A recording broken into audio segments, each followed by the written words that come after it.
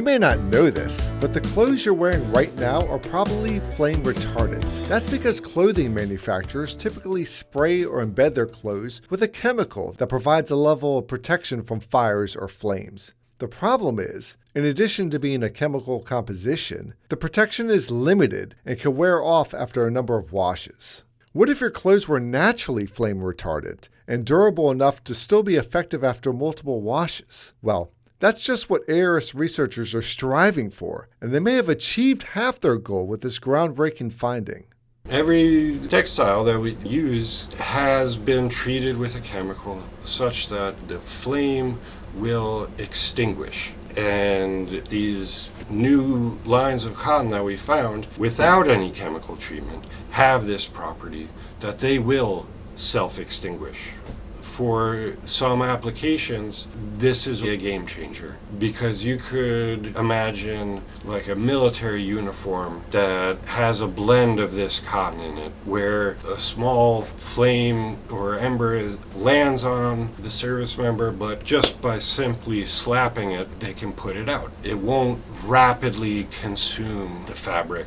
And the fact that it's not a genetically modified organism, it's made from an interesting but normal breeding process of other cotton lines that are already being cultivated because they already have many of the traits that you would need to, or you would desire to commercially grow cotton.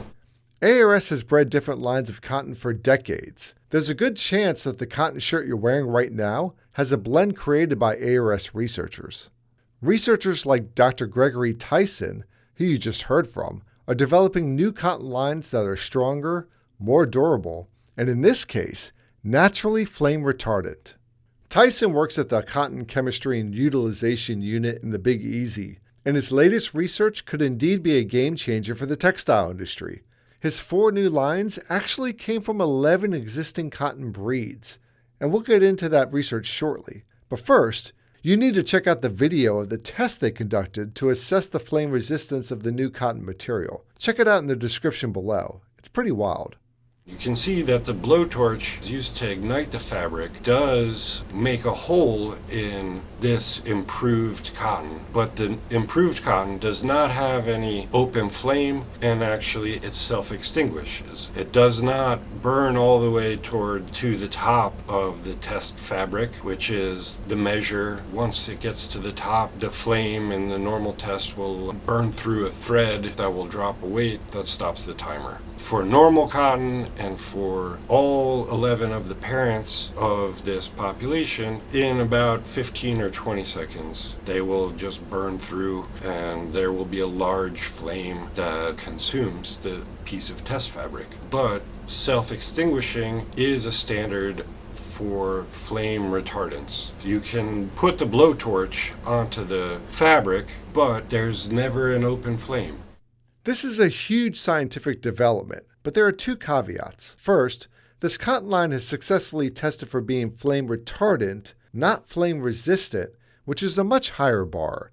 Cotton typically produces flammable fibers and is treated with chemicals to be flame retardant for consumer safety. Flame resistant materials are inherently resistant to catching fire, so the materials themselves do not catch fire. Flame-resistant materials are used in clothing for firefighters and in highly combustible materials like furniture, drapes, and carpets. The second caveat is this new cotton line still has a lot of research ahead of it to answer questions like sustainability, durability, and long-term effectiveness. We need to figure out exactly what the compound is that these new cottons are making that is giving it that property, and then we need to figure out how durable that compound can stay in the cotton after washing it many times. Still, this is a major research milestone, and like some of the greatest research breakthroughs of all time, like penicillin, It wasn't planned. The population was originally created by Johnny Jenkins and Jack McCarty with the purpose of looking for agronomic and cotton fiber quality traits in a breeding program. The agronomic traits like stress resistance and yield, and the cotton fiber traits like length and strength and fineness.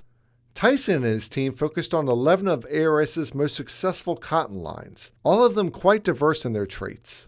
This was just, let's take 11 diverse cotton lines that are already good enough to grow and people grow them, and see what happens when their genes get to be mixed together in every possible configuration. We began with a small study, but then it proved to be very promising that some of the lines in this population not only were more flame retardant than the parents, they were like dramatically more flame retardant than any of the parents. The phenomenon is called transgressive segregation, and the mechanism for producing it is synergistic epistasis. When you have a complicated population with many parents like this, the diverse genes from the diverse parents are given new opportunities to get together in ways that they never have before. So although all of the 11 parents burn like normal cotton burns, because there were these opportunities in this population for genes to interact in new ways, we were able to find plants that produced cotton fibers that did not burn.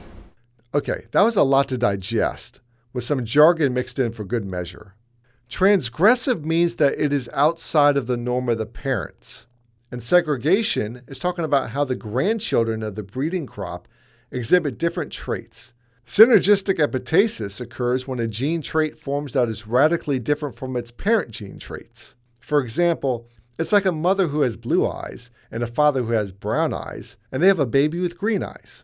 And that's the phenomenon of transgressive segregation. That you would think it should just be blue eyes and brown eyes, and not suddenly something way past brown or way past blue. You would think, oh, maybe something in between. But it turns out that when you have enough of the diversity and a breeding program that mixes those genes together in enough unique ways, there is an opportunity for the plants to have traits that are beyond what any of the parents have. Sometimes when you look for something that you wouldn't really expect to look for and you find it, it's just amazing.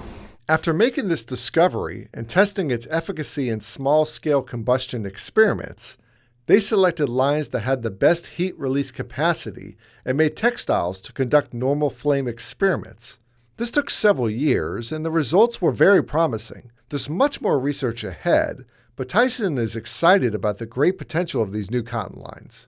It's a cotton that descends from and therefore also possesses the traits that growers and consumers expect out of cotton, but it also has this exciting and surprising new trait that most likely means that much less flame retardant chemicals will be necessary to achieve the safety that is required for most applications.